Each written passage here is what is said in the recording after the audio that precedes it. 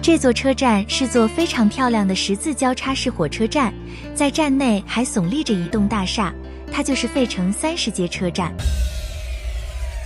费城30街车站建成于1933年，是宾夕法尼亚州最大城市费城的铁路枢纽。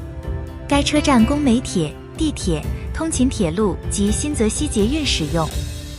由于车站位于电气化铁路东北走廊铁路线的中部，往北为纽约及波士顿市，往南为巴尔的摩和华盛顿，因此客流量巨大，是美铁系统内第3繁忙的车站。该车站是费城的地标之一，也是美国最宏伟的火车站之一。室内装修带有装饰艺术的风格，候车室富丽堂皇，是美国当代公共建筑的代表作之一，已被录入美国历史建筑保护名单。好啦，今天的视频就到这里啦，感谢你的点赞与关注。